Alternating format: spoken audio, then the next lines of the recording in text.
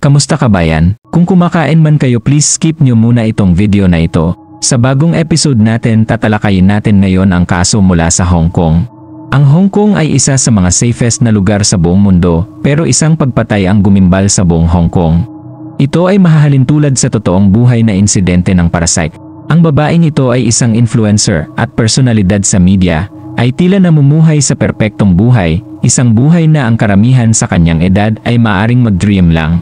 Sa malaking bilang ng tagasunod, isang mas malaking balanse sa bangko, at isang modeling career na patuloy na umuunlad, tila sa 28 taong gulang na sosyalita, ang langit talaga ay ang hangganan. Ngunit, sa kasamaang palad, ang kanyang malaking pangarap na maging isang pandaigdigang fashion icon ay hindi nagtagal. Ito ang kwento ni Abby Choi, aka ang insidente ng Human Sock, dito lang sa Asia Shadow Crime Story.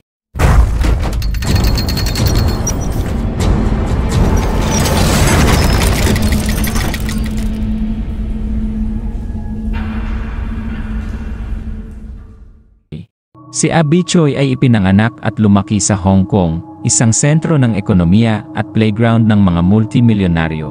Ngunit kahit sa mga pinaka-elite na residente ng lungsod, si Abby at ang kanyang pamilya ay itinuturing na partikular na mayayaman. Ang kanyang mga magulang ay may-ari ng isang napakamatagumpay na construction company sa mainland na nagbigay kay Abby ng oras at mga resources upang ituloy ang kanyang passion sa buhay. At ang passion na yon ay higit pang fashion. Bilang isang tagapag-ugma ng uso, si Abby ay nagmimix at nagmamatch ng mga piraso sa mga kawili-wili at aesthetically pleasing na paraan, at hindi nagtagal ay nahuli ang atensyon ng mga pangunahing fashion outlets tulad ng Vogue at Elle. Mabilis na nakabuo si Abby ng isang malakas na profile, at sa lalong madaling panahon, hindi na siya lamang anak ng mayamang mga magulang, kundi siya mismo ay napakayaman, na may net worth na higit sa 100 milyong Hong Kong dollars. Bilang isang glamorosa sa harap ng kamera, ang buhay ni Abby ay kasing glamoroso din sa likod nito. Madalas siyang nakikisalo sa mga pinakasikat na tao sa Hong Kong, at marami sa kanila ang naging malapit na kaibigan niya.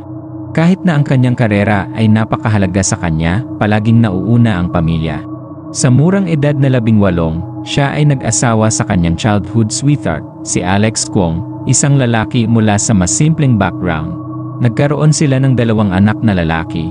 Sa kasamaang palad, hindi nagtagal ang relasyon na ito, na naghiwalay sina Abby at Alex 4 na taon mamaya noong 2016 na.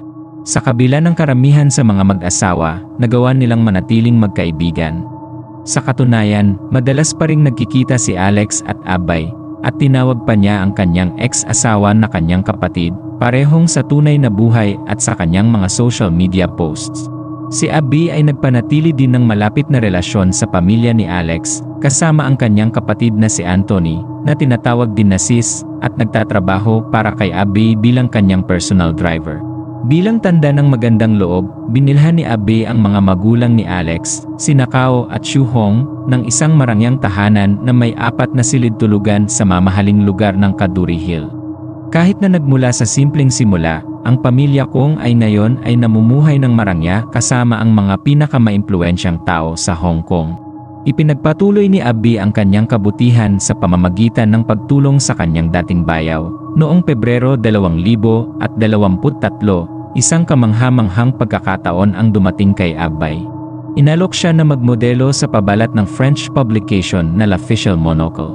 Siyempre, tinanggap ni Abby ang pagkakataong lumabas sa isang mataas na profile na fashion at lifestyle magazine, at mabilis na bumili ng tiket papuntang Paris, France, kung saan gaganapin ang photoshoot.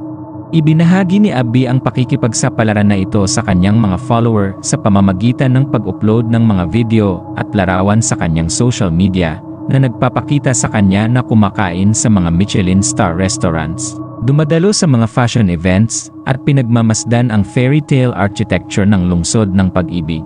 Ngunit habang tinatangkilik ang lahat ng mga hindi malilimutang karanasan na ito, wala siyang ideya na sa mga sandaling iyon, isang grupo ng mga tao ang tahimik at maingat na nagplano ng kanyang pagpaslang. Noong Pebrero 14 na ng nakaraang buwan, nag-post si Abby ng isang larawan sa kanyang Instagram account, kasama ang caption, "Mula Hong Kong hanggang sa pabalat ng L'Officiel Monocle, ang aking paglalakbay bilang isang style icon ay nagpapasalamat para sa pagkilala at patuloy na suporta sa daan. Ang post na ito sa araw ng mga puso ang huli niyang ginawa. Pagkatapos ng photoshoot, agad siyang bumalik sa Hong Kong, excited na makita ang kanyang mga anak at asawa. Ngunit ilang araw pagkatapos niyang bumalik, bigla at misteryosong nawala si Abbey mula sa mundo. Iniulat siyang nawawala noong Pebrero 21 matapos siyang hindi nakapunta upang kunin ang kanyang mga anak mula sa paaralan. Dahil sa kayamanan ni Abbey, una nang inisip ng mga detective na siya ay nahuli at na ang sinumang humuli sa kanya ay malapit nang humingi ng ransom. Matapos suriin ang ilang footage ng surveillance at magtanong sa mga saksi, natagpuan ng mga detective na huli siyang nakita sa Kowloon, pumasok sa kanyang sasakyan na pinapatakbo ng kanyang driver at ex-brother-in-law, si Anthony Kwong. Agad na pumunta ang mga investigador sa tahanan ng pamilya Kwong sa Kaduri Hill at tinanong silang lahat kung may impormasyon sila tungkol sa kinaroroonan ni Abbey. Ngunit lahat ng miyembro ng pamilya ay nagbigay sa kanila ng mga sagot na tila rehearsed na dinisenyo upang maligaw ang mga opisyal. Dahil dito, humiling ang mga investigador na tingnan ang telepono ng bawat miyembro ng pamilya. Matapos sundan ang ilang mga bakas at ikonekta ang ilang mga tuldok, nakilala ng mga detective ang huli nilang kilalang galaw ni Abbey sa isang flat sa Lungmizuan, isang magandang seaside village sa Taipo, mga 17 milya mula sa huli niyang nakitang kinaroroonan. Ang mga tala ng yes ni Nakao, Anthony at Alex ay naglagay sa kanila sa loob ng parehong apartment noong araw na nawawala si Abbey. Noong Pebrero 24, nakakuha ang pulisya ng warrant upang magsagawa ng pagsisiyasat sa ari-arian sa Taipo at ang kanilang natagpuan sa loob ay hindi kapanipaniwala. Ang pangunahing lugar ng pamumuhay ay naging isang tinatawag na kilogram. Ang buong espasyo ay inihanda bilang isang splatter-proof butcher's workshop. Lahat ng kasangkapan ay inalis at ang mga pader at sahig ay natakpan ng plastik at tela. Natagpuan ang pink na Hermes handbag ni Abbey sa isa sa mga silid tulugan na nag-udyok sa mga investigador na suriin ang bawat sulok ng bahay para sa mga ebidensya. Natagpuan ang mga meat grinder, chainsaw, cleaver at martilyo sa eksena. Gayon din ang mga mahahabang pulang splattered raincoats, gloves, at bay shields. Ngunit ang pinakamasamang natuklasan ay nang binuksan nila ang refrigerator. Sa loob nito, natagpuan ang isang pares ng mga binti ng tao. Sa tabi nila ay may ilang mga palayok ng sabaw na naglalaman ng mga karot, berdeng labanos at ilang kahina-hinalang karne. Matapos suriin, natukoy na ang mga ito ay talagang mga palayok ng human soup kasama ng mga gulay at sabaw na naglalaman ng isang bungo, ilang mga ribs at mga tissue ng tao. Ang ilang piraso ng laman sa loob ng mga palayok ay naluto, ang ilan ay mananatiling hilaw. Nakumpirma ng isang DNA test na ang mga labi ay talagang kay Abbey Choi. Isang butas na natagpuan sa likod ng bungo ay nagmungkahi na siya ay tinamaan ng isang mabigat na bagay bago siya pinutol. Sa kasalukuyan, hindi pa tiyak kung siya ay buhay o hindi nang nagsimula ang pagputol. Ang CCTV footage na nakuha sa labas ng flat ay nagpakita ng isang lalaki na lumabas na may plastic wrap box na pinaniniwalaan na naglalaman ng mga nawawalang bahagi ni Abbey kasama ang kanyang mga kamay at bahagi ng kanyang katawan. Ang elite diving team ng EE, ang Flying Tigers, ay nagsusuri ng tubig para sa mga nilalaman ng kahon at higit sa 100 na opisyal ang naghanap sa mga junkyard at sementeryo. Ngunit sa ngayon wala pang natagpuan. Matapos matuklasan ang nakakabinging eksena, muling bumisita ang pulisya ng Hong Kong sa tahanan ng pamilya Gong. Dito nila natagpuan ang 65 taong gulang na dating biyena ni Abbey, si Kao, kasama ang kanyang 31 taong gulang na dating bayaw na si Anthony.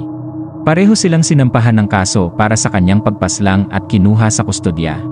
Ang mga opisyal ay sinampahan din ng kaso ang dating biyena ni Abbey, 63 taong gulang na si Xu Hong, dahil sa pagtulong sa kanyang mga anak at asawa na itago ang ebidensya. Ang 3 sa mga salarin ay nasa kustodya na, ngunit mayroong isang maliwanag na problema. Si Alex, ang 28 taong gulang na ex-asawa ni Abbey, ay wala sa lugar. Isang citywide manhunt ang mabilis na sinimulan. Dahil nabuhay si Abbey sa isang big circle, at maraming mayayamang kaibigan ang nag-alok ng malaking halaga ng pera para sa anumang impormasyon na makapagdadala kay Alex. Nagbunga ang taktik na ito. Matapos makatanggap ng tip, nahuli ng mga opisyal si Alex sa Lantau Island na nagtangkang tumakas sa lungsod sa isang speedboat. Siya ay may dalang ₱250,000 Hong Kong dollars na cash, kasama ang ilang luxury watches na nagkakahalaga ng 4 milyon yen. Mga regalo mula kay Abbey. Ang lumalabas, si Kao Kong, ang patriarka ng pamilya, ang mastermind ng buong operasyon, ay may lihim na kabit na hindi alam ng kanyang asawa.